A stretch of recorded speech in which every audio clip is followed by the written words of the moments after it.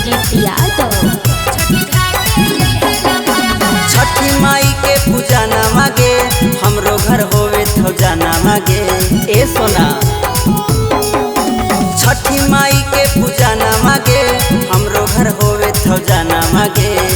भेंट कैसे होता जानू कर ले बिचारावा। अरे देखली है अपना कर जवा के चेहरवा छोटी घाटे है ला भरवा।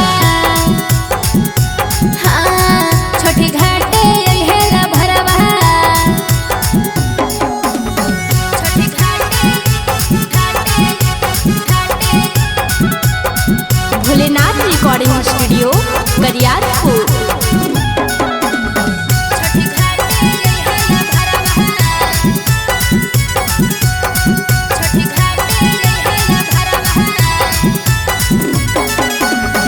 हरी के दौड़वा चाली अबो हम हाट के। फोटो खूब खिंचा जनुआ भीड़वा में साट के। ओके जानू हरी के दौड़वा चाली अबो हम हाट के।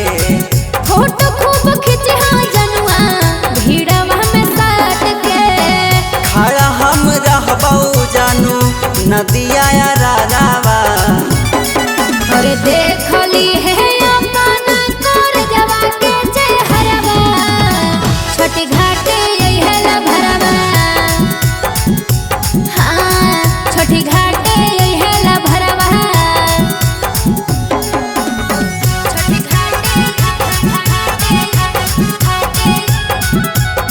छोटी घाटे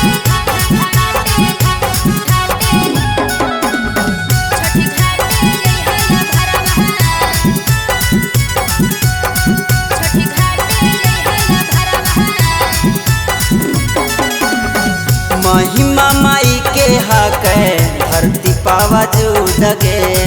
दोनों मिलके ढरबै छठी मैया जी के दूध रे। महिमा माई के हक धरती पावा जुदगे। दोनों मिलके ढरबै छठी मैया जी के दूध रे। रमनिवास अरुण रंजित के धड़कौ जियारावा। अरे देखली है अपना कर जवा के चेहरवा छोटी घाटे है ला भरवा। हाँ छोटी घाटे है ला भरवा। Bholenath recording studio Kariyatpur.